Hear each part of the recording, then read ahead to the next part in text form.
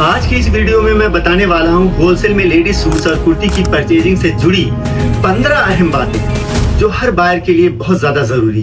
Purchasing के लिए buyer को उनके घर से निकलने से लेकर बायर का माल उनके घर तक पहुँचने तक के सारे प्रोसेस को स्टेप बाय स्टेप बताऊंगा, ताकि बायर जब भी परचेजिंग के लिए जाएं तो उनको मार्केट में परचेजिंग के दौरान कोई भी दिक्कत और परेशानी का सामना न करना पड़े। इससे पहले old double storey Lajpat Nagar market की डिटेलिंग और पूरी जानकारी वाली वीडियो इसी चैनल पर अपलोड है। मैंने उसमें कहा था कि इस मार्केट से जुड़ी और भी जानकारी वाली वीडियो जल्द ही लेकर के आप सबके सामने हाजिर होऊंगा।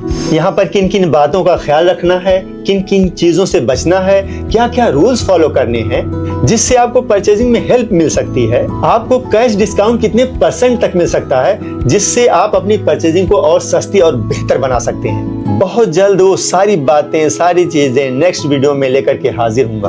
उस वीडियो में बहुत लोगों के कमेंट आए हैं कि हमें होलसेल में परचेजिंग के बारे में और कैश डिस्काउंट के बारे में बताएं। मार्केट में परचेजिंग के दौरान किन किन बातों का ख्याल रखना होता है और किन किन बातों से बचना होता है, हमें डिटेल में बताएं। तो होलसेल में परचेजिंग का तरीका हर जगह का, हर सिटी का तकरीबन एक ही जैसा होता है, जैसा कि मैं इस वीडियो में आगे बताने वाला हूँ। चाहे आप इंडिया के किसी भी शहर की किसी भी मार्केट से परचेजिंग करना चाहते हैं तो सिर्फ डिस्काउंट और क्रेडिट यानी उधार को छोड़ करके हर सिटी, हर शहर की मार्केट का तकरीबन एक ही जैसा तरीका होता है। हर जगह के रूल्स लगभग एक ही जैसे होते हैं।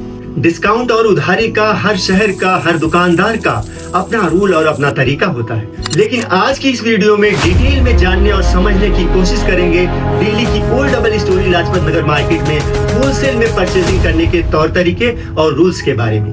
अगर आप इस मार्केट से परचेजिंग करने के लिए घर से निकल रहे हैं तो आपको किन किन बातों का ख्याल रख करके अपने घर से निकलना है। इस मार्केट में कैश डिस्काउंट कितने % तक मिलता है या कितने % तक लिया जा सकता है। यानी बायर अपने घर से जब परचेजिंग के लिए निकलते हैं वहां से लेकर के मार्केट पहुंचने तक, मार्केट में परचेजिंग के दौरान छोटी से बड़ी बातों को समझने तक और परचेजिंग के बाद बायर का माल उनके घर तक पहुंचने तक के सारे पहलू पर बात करेंगे।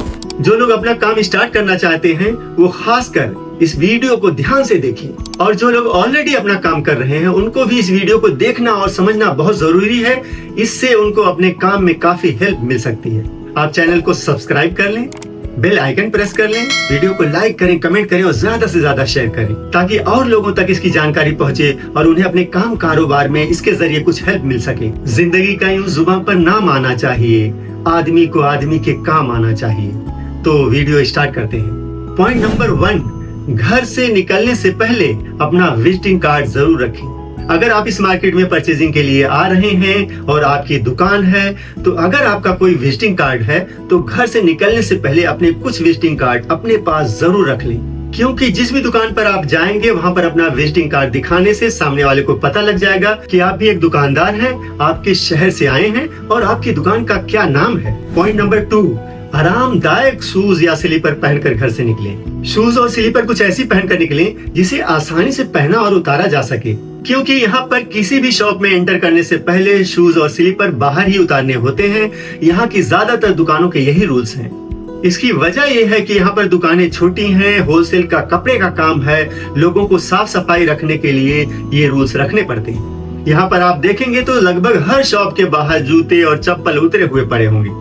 अगर आप गलती से कोई ऐसा शूज पहनकर आ जाते हैं जिसको बार बार झुक करके, उठ करके, बैठ करके पहनना पड़ता है और लेसेस बांधनी खोलनी पड़ती है तो आप कुछ ही दुकानों में विजिट कर थक जाएंगे, परेशान हो जाएंगे। ये बात बहुत मामूली और छोटी है लेकिन इसकी वजह से परेशानी बड़ी हो जाती है। शॉप के अंदर जाते ही काउंटर पर सबसे पहले अपना विजिटिंग कार्ड दें और शॉपकीपर से उनका विजिटिंग कार्ड लें। ऐसा करने से ये पक्का हो जाएगा कि आप एक होलसेल बायर हैं। अब आपसे दुकानदार ज्यादा उस तरह के सवाल जवाब नहीं करेंगे जैसा कि अक्सर रिटेल कस्टमर से करते हैं कि आपको रिटेल में एक सिंगल पीस चाहिए या आपकी शॉप है, आपको होलसेल में माल चाहिए, आपकी शॉप कहाँ है, आप कहाँ से हैं, आपकी शॉप का नाम क्या है, वगैरह वगैरह। ये सारी शको सुबह खत्म हो जाएगी। दुकानदार सीधा होलसेल प्राइस में अपनी वैरायटी दिखाएंगे। पॉइंट नंबर 4, ऑनलाइन सेलर्स के लिए कुछ बातें। अगर आप घर से ही ऑनलाइन सेल करते हैं, आपका कोई विजिटिंग कार्ड नहीं है तो दुकानदार को बताएं कि आपका ऑनलाइन बिजनेस है और आप अपना पेज भी उनको दिखा सकते हैं ताकि दुकानदार को यकीन हो जाए कि आप एक रीसेलर हैं, होलसेल बायर हैं, वो सुपर होलसेल प्राइस में आपको अपनी वैरायटी दिखाए। पॉइंट नंबर 5, दुकानदार से उनके हिट आर्टिकल के बारे में जरूर बात करें। एक बात दुकानदार से जरूर पूछें कि आपकी शॉप का सबसे hit article, new design, latest fashion में जो है वो कौन सा है, जिसकी सेल सबसे ज्यादा है, जिसकी डिमांड ज्यादा है। एक नजर उस डिजाइन को जरूर देखें। नंबर 6, पूरी कलेक्शन देखने का तरीका। अगर आपको शॉप की पूरी कलेक्शन देखनी है तो दुकानदार को बताएं कि आप अपनी सारी कलेक्शन के एक एक सैंपल करके हमें दिखा दें, ताकि हमें पता चल जाए कि आपकी शॉप पर कैसे डिजाइन हैं, क्या क्या चीजें हैं। दुकानदार अपने सारे डिजाइन की झलक आपको दिखा देंगे। आप सारे डिजाइन देखने के बाद उनमें से जो भी आपको अच्छे लगे वो सैंपल सेलेक्ट करवा लें और उसी में अपनी पूरी वैरायटी देख लें। जो भी डिजाइन आपको अच्छे लगे उनमें से जो भी स्टॉक आपको लेना है उसमें से उतना स्टॉक आप ले लें। पॉइंट नंबर 7, अपनी डिमांड क्लियर रखें। अगर आप पहले से माइंड बना करके आए हैं कि मुझे सिर्फ वही चीजें लेनी है जो मैं सोच करके आया हूं, तो अपनी क्वेरी बताएं। जैसी चीजें आपको चाहिए जो आपके यहाँ डिमांड में है, जैसे कहीं पर अनारकली चलती है, कहीं पे गरारा सूट चलता है, कहीं पे शरारा सूट चलता है, कहीं पर स्ट्रेट कुर्ती चलती है, कहीं पर सिंपल सूट चलता है। हर जगह का, हर शहर का अलग अलग टेस्ट होता है। जो भी चीजें आपके यहाँ डिमांड में है वो दुकानदार को बताएं। अगर दुकानदार के पास उस तरह के आर्टिकल्स हैं, जिस तरह के आर्टिकल्स की आपको तलाश है, आपको चाहिए, तो दुकानदार सिर्फ वही आर्टिकल्स दिखाएंगे। इस तरह से दुकानदार का और आपका यानी बायर का दोनों का टाइम बच जाएगा और काम बहुत फास्ट हो जाएगा। लेकिन ये बात याद रखें, दुकानदार से बीच बीच में जरूर पूछते रहें कि आजकल लेटेस्ट फैशन में क्या चीजें चल रही हैं, क्या चीजें डिमांड में हैं। पॉइंट नंबर 8, अपना टाइम निकालें और ध्यान से कलेक्शन देखें। आपके लिए अच्छा होगा कि आप इतनी दूर से आए हैं, इतना टाइम निकाल करके आए हैं। अगर आपके पास वक्त है तो थोड़ा टाइम निकाल करके शॉप की पूरी कलेक्शन देख लें। तो हो सकता है कि उस शॉप पर कुछ ऐसे डिजाइन निकल आए जो आपको पसंद आ जाएं और जिनको लेने के बाद आपका काम अच्छा हो जाए। सो आपके लिए बेहतर होगा कि आप सारे सैंपल्स देखें, कुछ भी मिस ना करें। कलेक्शन देखने के दौरान जो जो आर्टिकल्स आपको पसंद आए वो सैंपल्स आप अलग करवाते जाएं। सारे सैंपल की सिलेक्शन होने के बाद एक एक आर्टिकल के सैंपल सामने रखें, उन्हीं में कलर और डिजाइन्स वैरायटी देखें और जो जो भी आपको पसंद आए उनके सेट अलग निकलवा लें। पॉइंट नंबर 9, बिलिंग प्रोसेस को समझें। पूरी सिलेक्शन के स्टॉक निकलवाने के बाद अपना बिल बनवाएं। बिलिंग का जो तरीका होता है वो कुछ इस तरीके से होता है, आपने जो भी डिजाइन्स निकाले हैं उन सब का सेट वाइज बंडल बनेगा और सब पर नंबर डलेंगे। मिसाल के तौर पे अगर एक नंबर पे 6 पीस हैं तो 6 पीसों का एक बंडल बनेगा। इसी तरह से स्लिप पर भी लिखा जाएगा, एक नंबर पे 6 पीस और 6 पीस का प्राइस लिखा जाएगा। उसी प्राइस को 6 से मल्टीप्लाई करके आगे टोटल अमाउंट लिखा जाएगा। ये स्लिप, ये जो बिल है वो आपको आपकी शॉप पर स्टॉक मैच करने और प्राइस को समझने के काम आएगी। इसे संभाल कर रख लें। पॉइंट नंबर 10, बिल को संभाल करके रखें, फाइल बनाएं। आपने जितनी भी दुकानों से शॉपिंग की है सारे बिलों की एक अच्छी फाइल बना लें, इसे संभाल कर रख लें। ये फ्यूचर में आपको काम आ सकती है। फ्यूचर में अगर कोई पीस डिफेक्ट निकलता है, कोई कमी निकलती है तो आप बिल दिखा करके दुकानदार से वो पीस एक्सचेंज कर सकते हैं। लेकिन कोशिश ये करें कि माल जैसे ही आपकी शॉप पर पहुंचे सबसे पहले माल को चेक करवा लें। अगर उसमें कुछ डिफेक्ट है, कोई कमी है पीसों में, तो उसी टाइम उसको एक्सचेंज करवाएं। अगर ज़्यादा दिन बाद, बहुत ज़्यादा दिन बाद किसी वजह से कोई डिफेक्ट या कोई वजह से आप पीस को एक्सचेंज करने आते हैं तो दुकानदार थोड़ा बुरा मान जाते हैं। इसकी वजह यह है कि इनका होलसेल का बिजनेस है, डिज़ाइंस बहुत जल्दी सेल हो जाते हैं। अगर आप जो डिज़ाइंस लेकर के आते हैं वो इनके पास सेल हो चुका है तो इनको वापस लेने में थोड़ा सा दिक्कत होती है। अगर आप जल्दी लेकर के आते हैं, वो डिज़ाइन इनके पास मौजूद है, डिज़ाइन रहते हुए लेकर के आते हैं, तो इनको लेने में कोई दिक्कत नहीं होती है। न्यू डिज़ाइन आ जाते हैं, अब पुराना डिज़ाइन 2 आया तो उनको सेल करने में होलसेलरों को दिक्कत होती है। Point number 11, GST billing. दुकानदार से पक्का बिल बनवाएं, जीएसटी पे करके बिल लें। जीएसटी पे करने में हिचकिचाएं नहीं। पहले के मुकाबले अब जीएसटी रेट भी थोड़ा कम हुए हैं। पहले 1000 से कम प्राइस वाले पीसों में 5% जीएसटी लगती थी और 1000 से ज़्यादा प्राइस वाले पीसों में 12% जीएसटी लगती थी। लेकिन अब 2500 तक के पीसों में सिर्फ 5% ही जीएसटी देनी होती है, यानी 2500 से ज़्यादा प्राइस वाले पीसों में 18% जीएसटी देनी होती है। एक नॉर्मल शॉप के लिए 2500 में मेरे ख्याल से सारी रेंज कवर हो जाती है, सारे आर्टिकल्स आ जाते हैं काफ़ी हद तक। और उसके ऊपर जो ब्राइडल पीस होते हैं, जो बहुत ज़्यादा हैवी पीस होते हैं, उनका रेट अलग होता है। तो जो नॉर्मल दुकानदार हैं, जो कस्बे में हैं, जो छोटी बाज़ार में हैं, उनके लिए तो बहुत आसानी हो गई जीएसटी को लेकर के। अगर आप गवर्नमेंट के रूल को फॉलो करेंगे तो हमेशा फायदे में रहेंगे। इससे आप बिंदास काम कर पाएंगे और अपने बिजनेस को बहुत आगे बढ़ा पाएंगे। पक्का बिल लेने से ट्रांसपोर्ट पे माल पकड़े जाने का कोई खतरा नहीं रहता और चेकिंग के दौरान भी कोई दिक्कत, कोई परेशानी नहीं होती। Point number 12, cash discount. Bill बनते टाइम दुकानदार से कैश डिस्काउंट की बात जरूर करें कि आप हमें कैश डिस्काउंट कितना % दे रहे हैं। अगर दुकानदार डिस्काउंट नहीं दे रहे हैं तो उनसे डिस्काउंट की बात करें। ओल्ड डबल स्टोरी में लगभग 2% कैश डिस्काउंट हर दुकानदार देता है, सो आप भी 2% कैश डिस्काउंट की बात जरूर करें। इसके अलावा भी अगर कोई डिस्काउंट बढ़ा देता है, 3% कर देता है या 5% कर देता है तो आपका फायदा हो जाएगा, इसलिए डिस्काउंट की बात जरूर करें।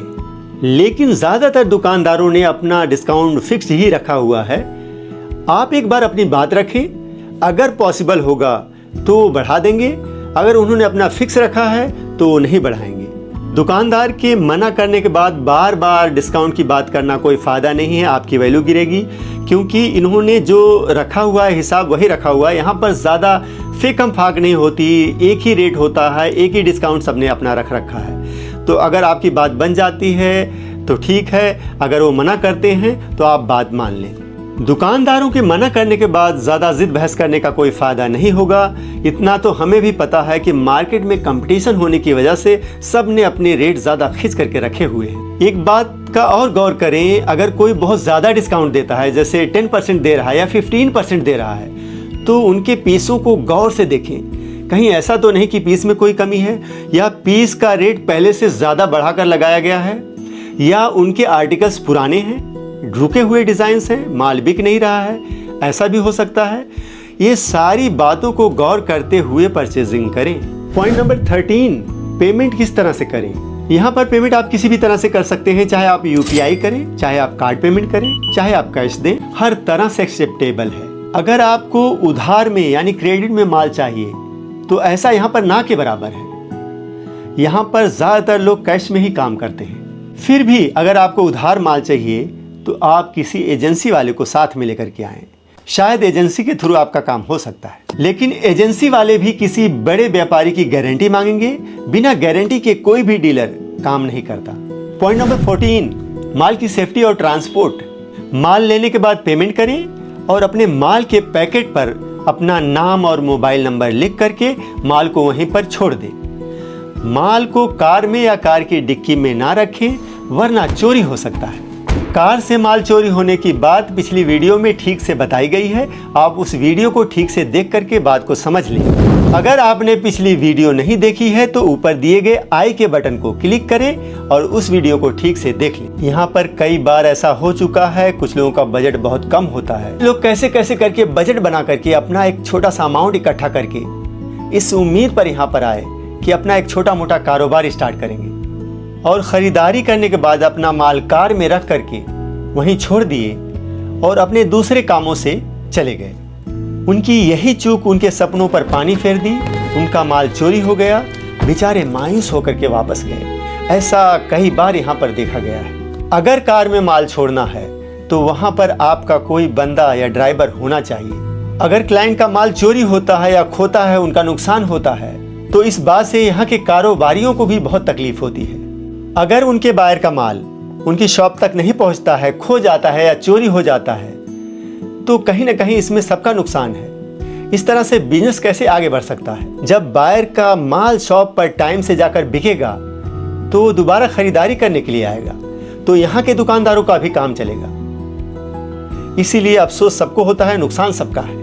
इसीलिए मैं बार बार इस बात को रिपीट कर रहा हूँ। हालांकि पिछले कुछ टाइम से मार्केट में चोरी की घटनाएं बहुत कम हुई हैं। इसकी वजह यह है कि मार्केट वाले भी अलर्ट हो गए हैं और प्रधान जी और उनकी टीम ने बहुत अच्छा काम किया है। मार्केट में चारों तरफ CCTV कैमरे लगा दिए गए हैं, जिससे चोरी की वारदात और ऐसी घटनाओं पर काफ़ी काबू पा लिया गया है। लेकिन फिर भी सबको अलर्ट और सतर्क रहने की ज़रूरत है। अगर आपको और भी शॉप से परचेसिंग करनी है तो और भी जगह जाएं, हर जगह से शॉपिंग करें, लेकिन जहां से भी शॉपिंग करें उसी शॉप पर अपने पैकेट पर अपना नाम और मोबाइल नंबर लिख करके वहीं पर छोड़ दें। जब आपकी परचेजिंग पूरी हो जाए तो आप सारी दुकानों से एक एक करके अपना माल उठा लें और वहां पर रख लें जहां पर आपने सबसे ज़्यादा परचेजिंग की है या जहां से आपको पार्सल बनवाना है। Point number 15, transport service. अगर बाहर का माल ज़्यादा है तो ट्रांसपोर्ट के थ्रू जाएगा। दुकानदार बाकायदा उस माल को कार्टून पैक कराएंगे, फिर उस पर टाट चढ़ाया जाएगा, फिर उस पर बायर का नाम और एड्रेस पता लिख करके पार्सल तैयार किया जाएगा। उसके बाद इस पार्सल को टेम्पो में डाल करके ट्रांसपोर्ट पर छोड़ा जाता है। दुकान से ट्रांसपोर्ट का चार्ज जो होता है पर पार्सल टेम्पो वाले 200 चार्ज करते हैं। इसी तरह से जितने भी पार्सल होते हैं 200 के हिसाब से टेम्पो वाले को देने होते हैं। ट्रांसपोर्ट से बायर के एड्रेस तक का चार्ज दूरी के हिसाब से ट्रांसपोर्ट वाले चार्ज करते हैं। पार्सल का जितना भी वेट होता है पर केजी के हिसाब से पे करना होता है। मिसाल के तौर पर अगर माल दिल्ली से मुंबई जाना है तो दिल्ली से मुंबई तक के ट्रांसपोर्ट का चार्ज अगर 20 रुपीज़ पर केजी है तो जितना भी वेट है 20 रुपीज़ पर केजी के हिसाब से देना होता है। एक बात का ध्यान रखें, ट्रांसपोर्ट का चार्ज दुकानदार नहीं देते हैं, इसको बायर को ही पे करना होता है। अगर पैकेट छोटा है और दूर जाना है तो उसे बाय एयर कोरियर भेजना होता है। ट्रांसपोर्ट के कंपैरिजन कोरियर का चार्ज जो बाय एयर जाता है वो थोड़ा सा ज़्यादा होता है। और अगर पैकेट लोकल में दिल्ली में ही आसपास ही जाना है तो बाइक सर्विस बहुत अच्छी है यहाँ की, बाइक के थ्रू माल पहुँचा दिया जाता है। ये था बायर के घर से निकलने से, परचेजिंग करने से और उनके माल को उनके घर तक पहुँचने तक का पूरा प्रोसेस। उम्मीद करता हूँ कि आपको वीडियो पसंद आई होगी। Thank you.